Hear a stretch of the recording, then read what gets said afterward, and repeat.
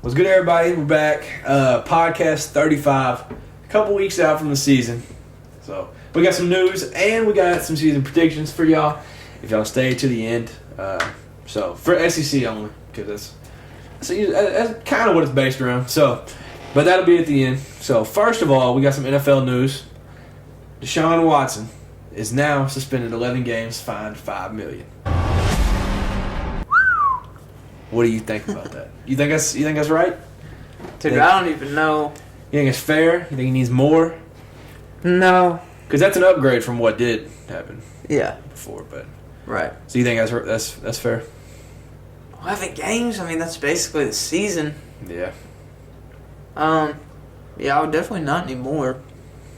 $5 million. Kind of burning a hole in the pocket, but probably not really a big deal. I think it's fair. Yeah. I mean, maybe learn his lesson or something, but we'll see. Some NBA stuff. Uniforms. Everybody's bringing them back. The Suns are bringing back the Sunburst uniforms. For those of y'all who don't know what they are, I'm trying to pop up a picture on the screen, but just think of Charles Barkley when he's on the Suns. Yes. That's the ones that they're bringing back. So those are absolutely beautiful. I can't wait to see D-Book about to hoop in those. I can't wait. I might have to get me a D-Book jersey, low key. We'll see. Some college football news. Start off a little bit sad. So Luke Knox, he played for FIU, I think. Mm-hmm. That could be wrong. He passed away. I think he was 23, 24 maybe. Maybe even younger. But that's the younger brother of the Bills tight end Dawson Knox, which is a very good tight end in the league. And I had no idea until a few days later that was his little brother. Yeah, I had no idea they were related. Yeah. So I know that's going to be hard on him, especially with the season coming up. But yeah, it's just super sad to see any college athlete go because it's so soon. But yeah, definitely prayers out to their family. And Lane Kiffin found his punter at a frat party. You think that's true? I think it is. So I mean, I don't know why you'd lie about it, but it's just kind of funny. Did you hear what it was, though? Like, who the guy is? No. So it's a guy, he was playing for, it was like Utah State, or like, he punted for, he used to play. Yeah, he used to play. Oh, okay. And then he ended up, like, transferring, whatever. Yeah. And then he was just like a frat guy. And so he had sent the players out, blah, blah, blah, you know. Then they just tell him, he's like, look, y'all go find me somebody that can punt it. Yeah. And they did. They definitely found the guy. So, got a fret. That's awesome. But he also said he's definitely going to need some conditioning. So we know what that means. It's been a little bit for him. Yeah. But I think it's awesome, though. I think it's really pretty cool. Yeah, that's sick. But the Big Ten officially has CBS, Fox, and NBC. So that classic sound that we love to hear is gone from our games. Those 3:30 games. All right, what's the first game you think of whenever you hear that sound? I'll do mine first. Yeah. Bama, LSU, 2019, when it was Joe Burrow. They were playing at Bryant-Denny, and that was a CBS 3:30 game. Trump was there. It was like 1 versus 3, I think. That's the first game I think of. Does one come to mind for you? That's a pretty good one. No, not really, but dude, it's just such iconic sounds. Now it's gone. It's just weird to see Big Ten teams with it. Yeah, it is. It's so weird. So that's really good for them for football. But like I said before, other games will be on not so good channels because their other games are on FS1, Fox Sports 1, and Peacock. So Peacock. Yeah. So the SEC has ESPN, which is going to be amazing for basketball, awesome. Amazing for baseball, and we also have ABC. So that'll be pretty good for football. ABC. It's all right. But so in the release, when the Big Ten announced what they're signing, they said we have 14 teams right now and we're not done. So I'm assuming they're going to take some more teams. I'm assuming that's what that means.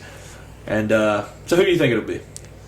I'm assuming they'll add probably 4 more because that would get them 2 ahead of the SEC. But if they just add 2, who do you think it is? I'm going to say North Carolina and North Carolina, and probably... I would say Clemson almost, but then that would leave, like... Who would the ACC pick up? You know what I mean? Yeah. Oh, no. So is that your two? That's who you think? Probably. All right. See, I think for the SEC, I feel like it's not a priority to take Clemson. So I feel like they're up for grabs. But I think the Big Ten goes straight after Notre Dame. I think that's the biggest one right off the bat. Like, if they're going to get anybody, it's them. And then Matt Jones, KY Sports Radio, he made some great points because he was talking about the TV networks that you get. Because with Big Ten, they have Northwestern, so they got Chicago. They got Rutgers, so that's in New Jersey, so they got New York. And then if they get Washington, they'll have Seattle.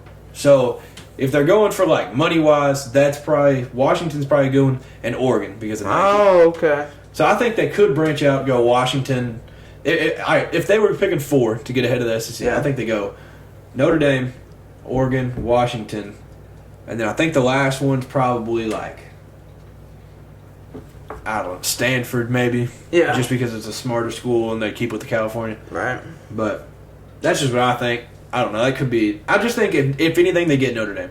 And I think if the SEC adds any more, they got to get North Carolina because we're not even in that state. So right, we need to get that state and then work the way down. We're in every other state, so that's kind of like the last one that I think we need to get into. But I hate it. If I'm being honest, like I hate all the changes, dude. I do too. Between the channels to adding teams, just leave it be. It's amazing how it is. I just hate it. I hate that we even added Texas and Oklahoma. I get it. They want to be in the SEC, but like that takes Big 12 out of everything. It's just Kansas basketball. It's not even like geographic anymore. Like, no. That's what I hate too. Because like if you're trying to explain to somebody that doesn't really watch it, like you're trying to get them into it, you're like, oh well, we got Big Ten. You know, they're kind of northern, but then they also got USC and UCLA, and then they're like, it just makes no sense. Yeah. But it's the new era, so I guess we'll have to just buy into it. I mean, I don't know, but Kentucky football. So Chris Doering predicts 11-1 for the Cats with the loss to Tennessee. We'll talk about that later because we got our predictions. But Chris Rodriguez will miss 3 to 4 games because of the. I don't know. I don't think he's missing because of the DUI. I think he did his stuff for that. They said it's like an unknown. It's a different reason. But it's not been like told yet. But from what I've heard is like. It's not as bad as what people would like assume it is. Yeah. For missing games, but he'll miss 3 to 4 no matter what it is. And then Jordan Wright, a 6-year senior on the defensive side, he's going to miss 1 game, so he'll be back for Florida. And then there's also rumors that another starter for the offense will be missing 1 or 2 games as well. Dang. So I think it's kind of a group thing, but everybody's like assuming it's probably like drugs or something. But apparently it's nowhere near as bad as that. So I'm just waiting on it to come out, and then we'll obviously bring that straight to the pod, but I don't know what it is right now. So I can just leave you with the games that they will be missing. So that's all I know right now. So Tennessee, man. Haven't said that in forever, but we got some big news. The Smoky Grace uniforms that everybody loves. I love. Best uniform concept that I think Tennessee is. In college football, you think it's the best uniform? Oh, for sure. Dude, just the helmet itself is just so cool. With the rocky top, like the mountain, like dark shaded, and then the gray and the orange tee. I think it just looks really good. I think it's just a beautiful uniform. Yeah. See, if you put all hate aside towards anything Tennessee, that's a beautiful uniform. I don't care what team it is. And it incorporates Smoky Mountains. It's literally Tennessee. I think it's awesome. Yeah. So a little Brew McCoy news. USC has been posting stuff that they've said that they're not holding them back. Like it wasn't them. Like they've signed off to make them eligible and all that. But apparently they haven't, is what Tennessee is saying or something like that. I don't know if there's like a little bit of confusion going on there. But so hopefully that'll now it's up to the NCAA to move things forward with him. But yeah, I need to get that clicking too. I mean, season's soon. I know. I mean, I'm sure he's anxious to hear. Vol Nation, we're all anxious to hear. Because I mean, he's a star player. Definitely. But playmaker. So hopefully that's resolved here in the next couple of days before the season starts, and he can play. Yeah, for sure. So they did like a coach's first team, second team, like the All-American teams. And both of our squads had some players incorporated. Obviously, it's a lot of Bama, Georgia, Texas A&M. But so on the first team, offense, Chris Rodriguez, he's on there. And then you got Cedric Tillman from Tennessee. Okay. I think those are both very respectable. Yep. And then on the defensive side, you've got Byron Young, D lineman from Tennessee. And the Cats did not have any defensively. But second team, Hendon Hooker is the starting QB on that one. And then offensive lineman Kenneth Horsey from Kentucky. And offensive lineman Darnell Wright from Tennessee. And then as you go on to the third team, you've got Will Levis on the third team. And then you got Tavion Robinson, both from Kentucky. He's a wide receiver. And then you got Jabari Small on the third team, running back. And then on the defense, you've got Jeremy Banks, linebacker from Tennessee. You've also got Trayvon Flowers, a DB from Tennessee. And then you've got Jacquez Jones and DeAndre Square, both linebackers from Kentucky. So we both have multiple respectable players. Yeah, definitely. And, I mean, there's not a lot of teams that are like, there's a couple LSU, a couple Ole Miss, but I think we're probably like behind Alabama, dominant. Georgia. We're up there. Like we got a lot of players. It just shows how excited everybody should be for the season coming up. Exactly. It's been a great year. That's all I know. But yeah, so. Yeah. To get y'all more excited, we're giving our record predictions for the SEC West and SEC East, and who's gonna win what game, who's gonna lose what game, and you want to start? Yeah, I'll go. So first off, we got Alabama, obviously staple in college football. I've got them 12-0, but I think at Ole Miss will be a close game because that just seems to be a struggle for him. And Lane Kiffin. He's like everybody's worse than me, so might pull something out of his sleeve, you know. He might have something up there. Yeah. So what you got for Bama? Bama, I have 11-1. I have them following one game. Who's the two? The Razorbacks, man. All right. I just think they always play one close game a year. If they do come, to a loss or whatever, I think they always struggle with one game, and I think it might be the Arkansas game. I think Arkansas might pull it out. Just a little upset for the season. I still think Bama's still going to do well. Still going to be, ranked high to go to the playoffs this year with the returning Heisman.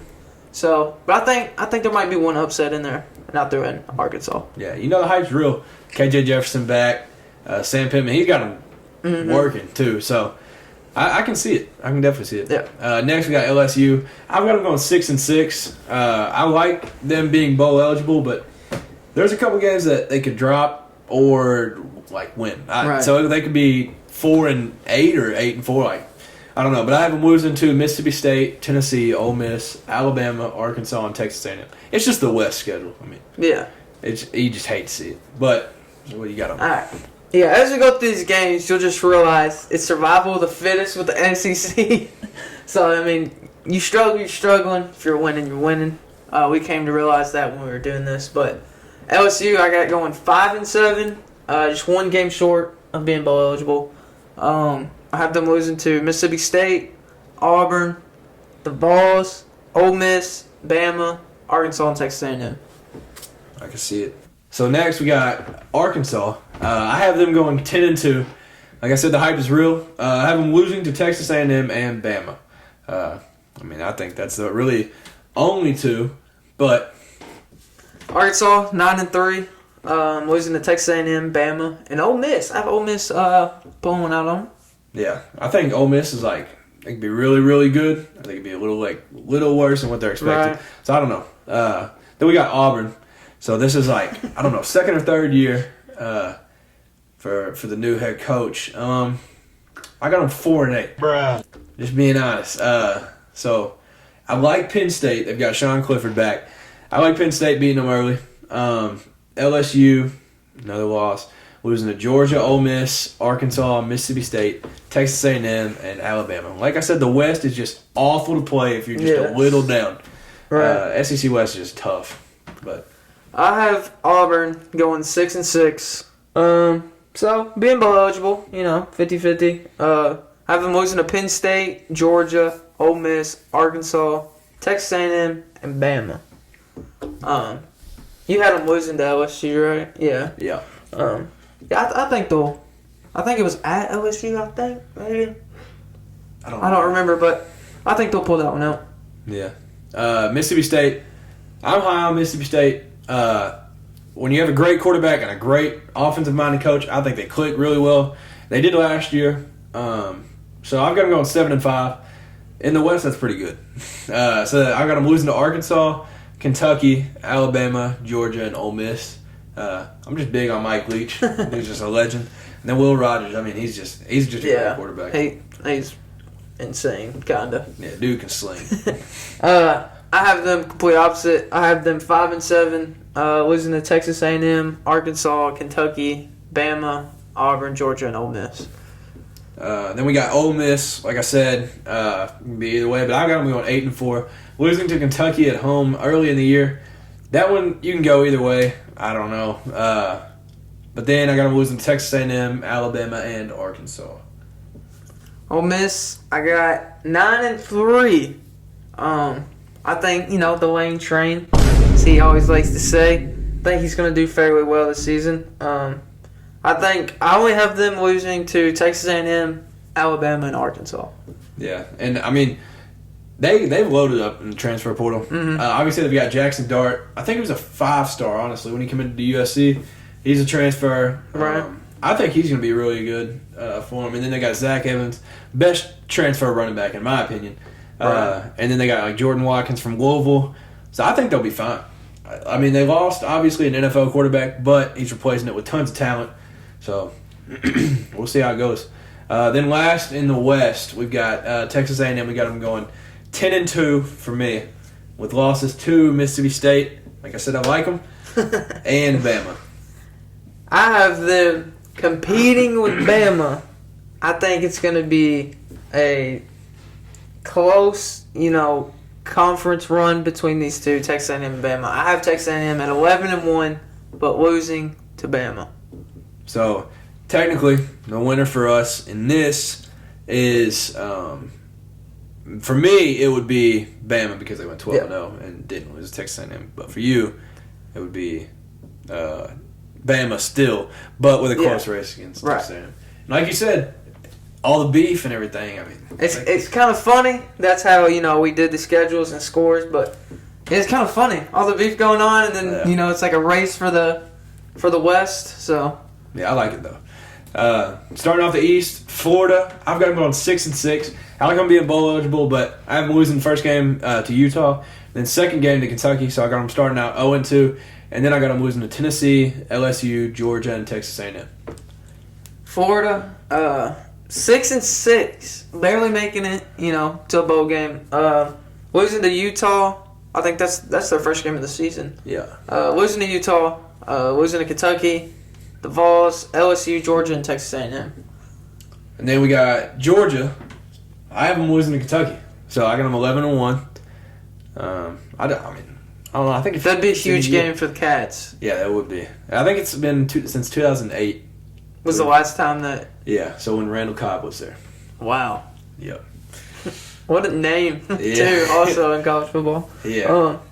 Georgia, I have them going undefeated. They lost a lot of their players. I know that was like a lot of conversation coming into this year. Play cake schedule, though.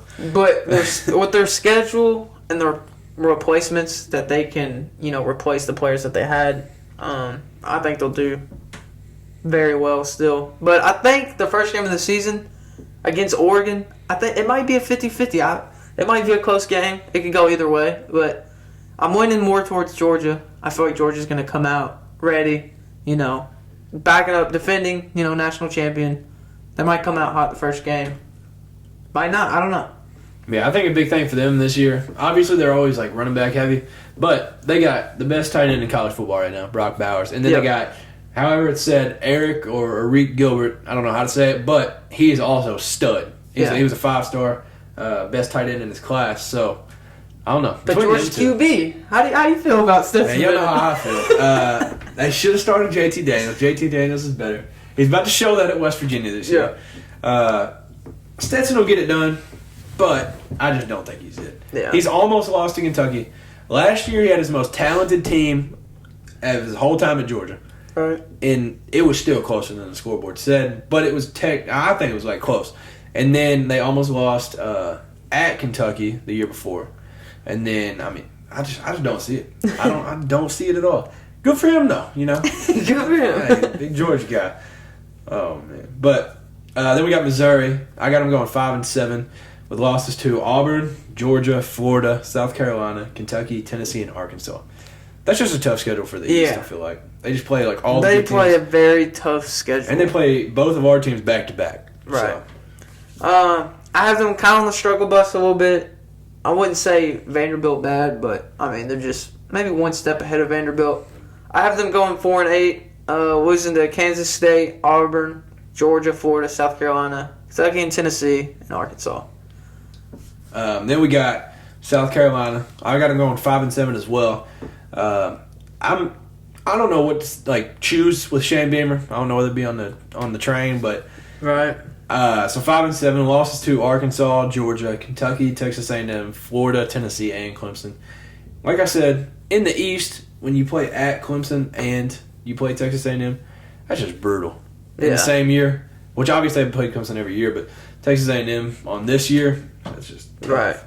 I have them going 5-7, losing to Arkansas, Georgia, Kentucky, Texas A&M, Florida, Tennessee, and Clemson. Spencer Rattler, I think he's just overhyped. I don't know if he's going to get the job done to make it to a bowl game or not. But yeah, I'd like to see it though. I would like. I'm definitely rooting for him. Mm-hmm. I just don't think he's as good as what people say. Right. But then we got Vanderbilt. I have them 2-10. See, their coach respectable 2-10. Yeah. See, their coach was talking about being the best program ever. I think they'll be fine, but their schedule's just so tough for them. Right. So I don't have their losses on here because I'm not listing 10 teams, but I have them winning against Hawaii and Elon. So I have them starting out 2-0, and then there's a couple games after that that you're iffy about, but they're solid teams. So right. Yeah, I have them 2-10 overall. And I got some high hopes for Vanderbilt. 3-9. It's big. Wins against Hawaii, Elon, and I think they'll beat Northern Illinois. At first, I was almost saying that they would beat Wake Forest because I'm not really big on Wake Forest, but they got some athletes. They get the job done sometimes. But I changed my mind. I really looked at their schedule and stuff, and I had them going 3-9, beating Northern Illinois. Then we got our two teams last. Yes, sir. So first off, I've got Tennessee at 9-3, and I have them losing to LSU because I believe it's middle or later in the year. So I have them losing. I think it's at LSU, right? Mm-hmm. I think it's the fourth game of the season, maybe. Oh, it's like start in the middle, yeah. So I just think Brian Kelly starts to get the squad clicking, and what I've heard from Jaden Daniels, how well he's been doing with QB, I can see him upsetting a certain team, and I just think Tennessee falls in a bad spot. So I have them losing to LSU, and then Alabama and Georgia. Yeah, it is at LSU, so it will be a tough game. Yeah, I think that's just a tough place to play too. Yeah, I have Tennessee high hopes this year. 10-2, losing to Alabama and Georgia. The Florida game this year, I think for Coach Heupel is a must win this season. Have to win that Georgia game. It'll be huge, and I think we are very capable of beating LSU at LSU. It's a tough place to play, but I think with our talent, I think we can get it done. And lastly, we got the Cats. So there's a lot to talk about for this season, but after reviewing the schedule and for the hype of the season, I got them going 11-1. So I have them losing to Tennessee as the only loss, and I have them beating Georgia in Lexington, for the East. So I just think, obviously, like Tennessee's offense this year is just insane. Yeah. And then Rocky Top, that's just a tough place to play. It's always tough to play at Neyland. And I'm assuming that'll probably be a night game. So Neyland at night will be even louder. But yeah, I think of any year, it's the year to beat Georgia. We get them at home. 2018, Georgia was loaded. We got them at home. That was one of our best teams. But I think this year there's a much higher chance. Like you said, they lost to a lot of people. So yeah, but there's a lot of games that. So there's always a game that we slip up on, like I was talking about, and we play South Carolina at home, Mississippi State at home. That was the slip up game last year. This year, I'm thinking there's a chance it's Missouri, but that's right after Tennessee. I just don't see us dropping 2 straight, or we could drop a game at home. So the low of my standards to be satisfied with the season would be 10-2, but I think it's 11-1 with a loss to Tennessee. Okay. I have the Cats going 9-3, losing to Ole Miss, Tennessee, and Georgia. Yeah, so we both have each other's squads still doing very well. Yeah. And for mine, I have Kentucky winning the East. For yours, what would that be? Georgia? Yeah, it would be Georgia. Georgia, Tennessee, Kentucky, and then so on. Yeah. So, there you go. We've got our preseason predictions. I've got Alabama and Kentucky, and then you've got Alabama and Should be a good season. I think there's going to be a race for the West between Alabama and Texas A&M. I think there's going to be a 3-team race between our teams and Georgia. I can't really see anybody else in the East being an impact. Apparently everybody else can see South Carolina, but I'm just not seeing it. I just don't see it, dude. I really don't. But it might shock the league. I don't know. Maybe. Man, I don't know. But, yeah, so season's really soon. What, so September, next Thursday yes, is Tennessee's first game. Ball State, September 1st. And then next Saturday for the Cats. Yep. So it's literally here. Week 0 is that this Saturday? I think, yeah, the first couple games Golly. So it's Northwestern and Nebraska. They play in Iowa. Vanderbilt plays this Saturday, I think. Yeah, they play at Hawaii. It's like a night. It's like midnight game. Yeah, which is kind of cool. I like it. But, yeah, so the only 2 games I know of is them and then Northwestern and Nebraska, but I don't really plan on watching that one. But, yeah, so I'm hyped. I'm hyped. The season's here. Can't believe it. I know. Don't even know how it's here already, but we made it. See, I feel like it took forever, but then it also didn't. Yeah. Like, I feel like it's a surprise that it's here. Yeah. So, yeah. Crazy. Man, so you got any last things to say? I think that's it. Man, I think it's a good little pod right there. So, yeah, y'all let us know if you think we're insane, if you think we've lost our mind with certain predictions. But yeah, y'all comment below. Throw a like on the video. Follow the Instagram. Yeah, thank you all for tuning in once again, and we'll catch you all in the next podcast. Fall Nation, stay loud. Hey, go Cats, baby.